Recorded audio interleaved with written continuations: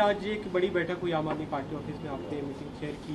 इसमें दिल्ली के, हरियाणा के लोग थे। लोकसभा चुनाव को लेकर आप एक तरह से तैयारी शुरू कर रहे हैं। क्या कुछ रणनीति के साथ आम आदमी पार्टी आगे बढ़ेगी? मीटिंग में क्या कुछ बात हुई?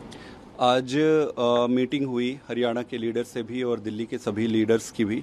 आने वाले समय में हम दिल्ली में भी अपना कैंपेन लॉन्च करने वाले हैं। कई सारे कैंपेन शुरू होंगे।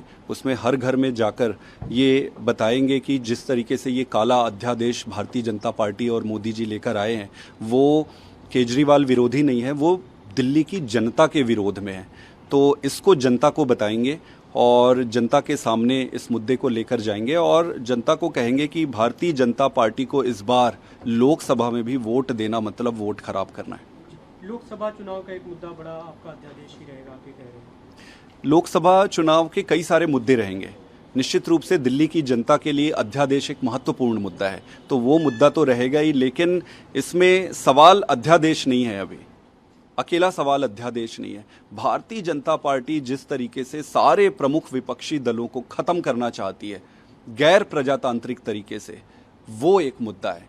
प्लस आप 9 साल में मोदी जी ने क्या क्या काम किए, 9 साल में अगर आप मुझे 4 काम गिन दो मोदी जी के, तो मैं आपको बधाई दूंगा। हाँ, मोदी जी ने कुछ ऐसे काम जरूर किए हैं जो इतिहास में उनको दर्ज कराएगा, जैसे ईडी को कैसे बर्बाद किया जाए, सीबीआई को कैसे बर्बाद किया जाए, संवैधानिक पद और गौरवान्वित हुए पद जैसे कि एलजी है, उनके माध्यम से कैसे राजनीति किया जाए, इसकी मास्टरी और इसका किताब बीजेपी ने लिखा हुआ है। आप दिल्ली में सभी 7 सीटों पे तैयारी कर रहे हैं?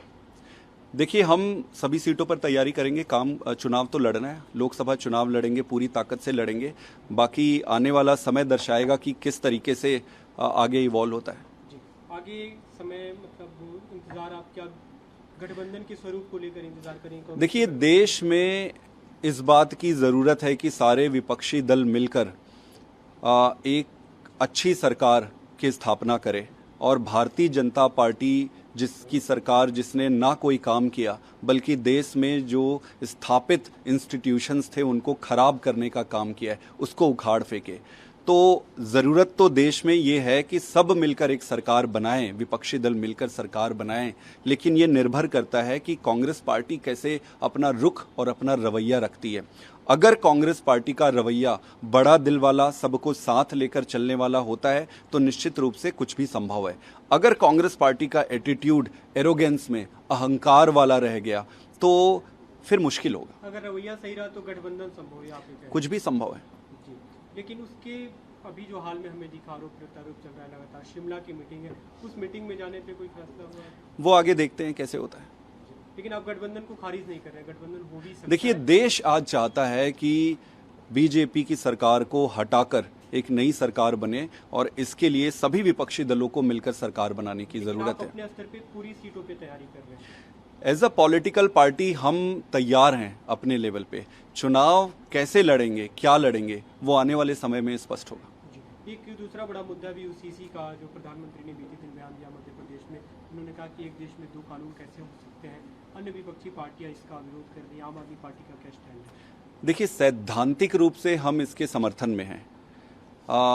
आर्टिकल 44 भी इसका समर्थन करती है कि देश में यूसीसी होनी चाहिए, लेकिन चूंकि यह मुद्दा ऐसा है जिसमें कि सभी धर्म संप्रदाय से जुड़ा हुआ है, इसलिए हम ये चाहते हैं कि इस मुद्दे के लिए वाइडर कंसल्टेशन हो, लार्ज स्केल पर बातचीत हो, सभी धर्म से, सभी संप्रदाय से, सभी राजनीतिक दलों से। कुछ मुद्दे ऐसे होते हैं जो आने वाले समय पर आप रिवर्स नहीं कर सकते।